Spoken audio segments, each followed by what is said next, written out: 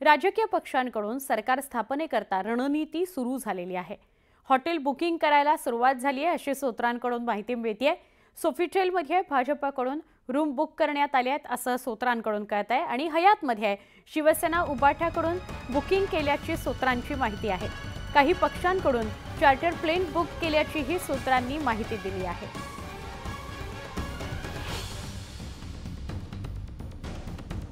निकाल 72 तासांमध्ये लागतील आणि त्यानंतरच्या अनुचित प्रकारांना तोंड न देता यावं याकरता म्हणजे अनुचित प्रकार कुठले घडूच नयेत, पळवापळवी होऊ नये याकरता भाजपकडून हॉटेलमधल्या रूम्स बुक झालेले आहेत आणि उबाठानं सुद्धा हयातमध्ये रूम्स बुक केलेले आहेत। या व्यतिरिक्त काही असेही पक्ष आहेत ज्यांनी चार्टर प्लेन सुद्धा बुक केलेला आहे। येत्या काळात काय घडामोडी घडतात त्याची रणनीती मोर्चे बांधणी सगळे पक्ष करताना दिसत आहेत। आमच्या प्रतिनिधी सुस्मिता भदाणे पाटील यांच्याशी बोलूया। सुस्मिता, निकालाच्या दुपारनंतर म्हणजे निकाल लागायला सुरुवात झाल्यावर दुपारनंतर काय काय करायचं यासाठी ही मोर्चे बांधणी आहे का सगळ्या पक्षांची? नक्कीच, खरं तर मतदान झालेलं आहे, उमेदवारांचं नशीब हे मतपेट्यांमध्ये कैद झालंय।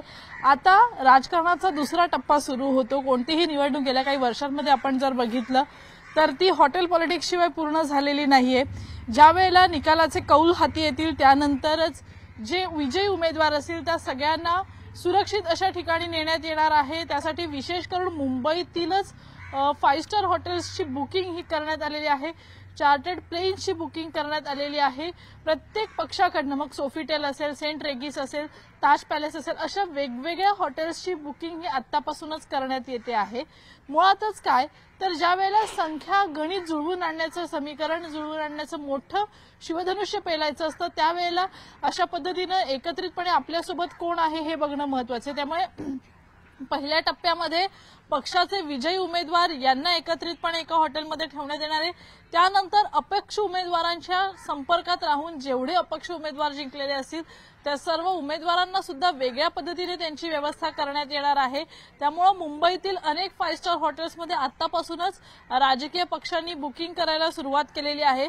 त्याचबरोबर एका ठिकाणाहून दुसऱ्या ठिकाणी जाण्यासाठी चार्टर्ड प्लेन्सची सुद्धा गरज असते, चॉपर्सची गरज असते आणि ज्या अंतर्गत भेटीगाठी होतात त्या भेटीगाठींची गुप्त स्थळं सुद्धा ठरलेली आहेत। त्यामुळे ज्या क्षणी हा कौल हाती येईल त्यानंतर सत्ता समीकरण जुळवून आणण्यासाठी जे काही प्रयत्न करावे लागतील ते सर्व प्रकारचे प्रयत्न आता करण्यात येणार आहेत आणि त्याचीच ही सुरुवात आपण म्हणावी मुंबईमध्ये आपल्याला विविध 5 स्टार रेस्टॉरंट्समध्ये हॉटेल्समध्ये बुकिंग म्हणणं पाहायला मिळते।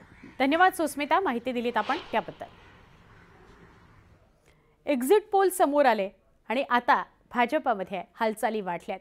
भाजप बंडखोरांसोबत संपर्क साधायला सुरुवात करताना दिसते। सूत्रांकडून ही माहिती अर्थात जिंकण्याची शक्यता असलेल्या बंडखोरांसोबत भाजपकडून संपर्क साधला जाण्याची शक्यता आहे। प्रत्येक विभागातल्या वरिष्ठ नेत्यांवर यासाठी जबाबदारी देण्यात आल्याचं सूत्रांकडून कळत आहे। तसंच विजयी झालेल्या बंडखोरांवर पक्षाने केलेली कारवाई मागे घेतली जाण्याचीही शक्यता आहे।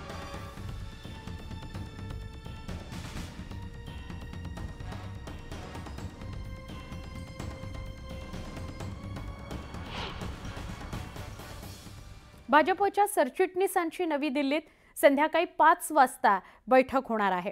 भाजप अध्यक्ष JP नड्डा यांच्या अध्यक्षतेखाली सरचिटणीसांची बैठक होणार आहे। बैठकीत राज्याच्या विधानसभा निवडणुकीबाबत चर्चा होणार असल्याची माहिती मिळते। संध्याकाळी 5 वाजता भाजपची बैठक असेल। दिल्लीत ही महत्त्वाची बैठक होणार आहे।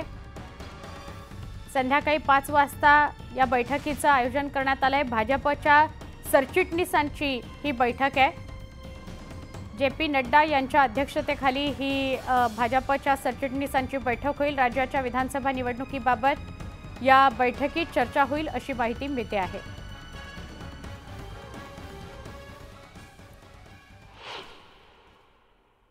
राज्यात विधानसभा निवडणुकीत यंदा चांगलं मतदान झालेलं आहे। राज्यात सरासरी 65.11% मतदानाची नोंद आहे।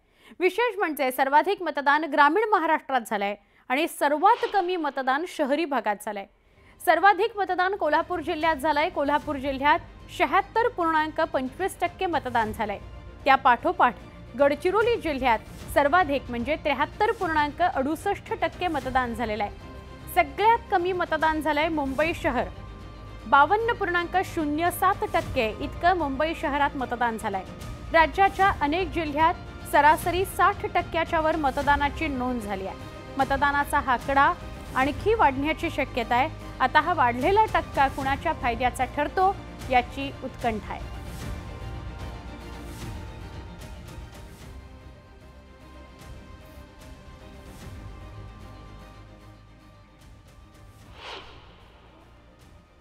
राज्यात यंदा विक्रमीच मतदान झालंय। 1995 नंतर प्रथमच राज्यात विक्रमी मतदान झालंय। 95 साली राज्यात 71.69% मतदानाची नोंद झाली होती। त्यानंतर आता राज्यात 65.11% मतदानाची नोंद आहे। यंदा काही मुस्लिम धर्मगुरूंकडून वोट जिहादच्या घोषणा करण्यात आल्या होत्या। त्यानंतर काही साधू संतांनी हिंदू हिताला जो प्राधान्य देईल अशा पक्षाला मत देण्याचं आवाहन केलं। त्यामुळे मतदानाचा टक्का वाढल्याची चर्चा आहे।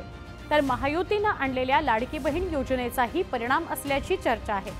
दुसरीकडे राज्यात ज्यावेळी मतदानाची टक्केवारी वाढते त्यावेळी त्याचा फायदा विरोधी पक्षाला होतो असं गेल्या काही निवडणुकांमधून समोर येत आहे।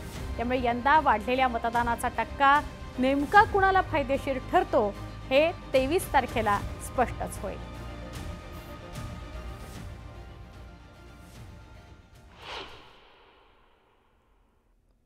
रत्नागिरीमध्ये 5 मतदारसंघांमध्ये मतदान पार पडलं। उमेदवारांचं भवितव्य ईव्हीएम मध्ये कैद झालंय। तर हे ईव्हीएम ज्या ठिकाणी ठेवण्यात आलं त्या स्ट्रॉंग रूम बाहेर चोख बंदोबस्तही तैनात आहे।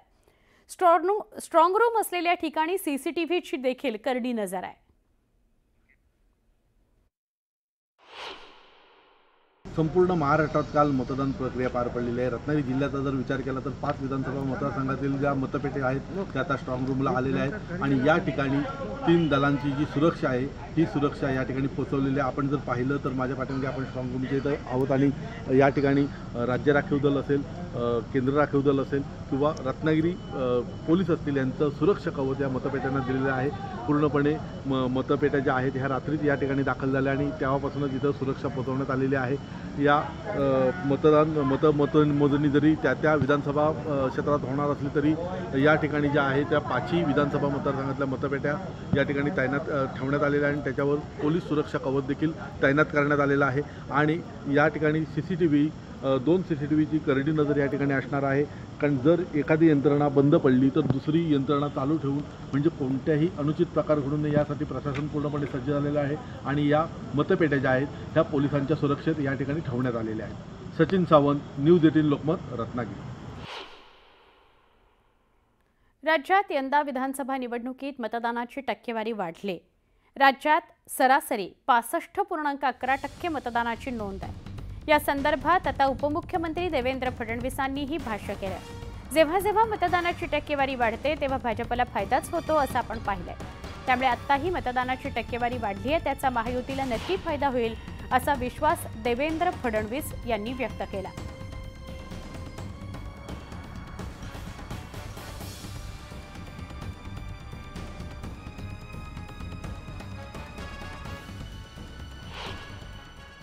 जेव्हा जेव्हा मतदानाची टक्केवारी वाढते त्यावेळी भाजपला फायदा होतो असं आपण नेहमीच बघितलेलं आहे।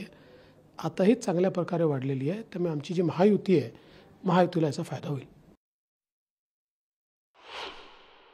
पूरा विश्वास है कि महायुति फिर एक बार महाराष्ट्र में सरकार बनाकर महाराष्ट्र की जनता की सेवा करने का अवसर प्राप्त करेगी। और जिस प्रकार से ये पूरा इलेक्शन कंडक्ट हुआ है मैं समझता हूँ कि लोगों ने प्रतिसाद अच्छा दिया है, लोगों ने वोटिंग बढ़ाकर की है। इस बार पोल परसेंटेज अगर आप देखोगे, वोटिंग परसेंट देखोगे तो वो बढ़ गया है। तो ये सकारात्मक चीज़ है और इसे लोकशाही के लिए और संविधान ने दिए हुए मैंडेट का पालन हो रहा है, ये अच्छी बात है।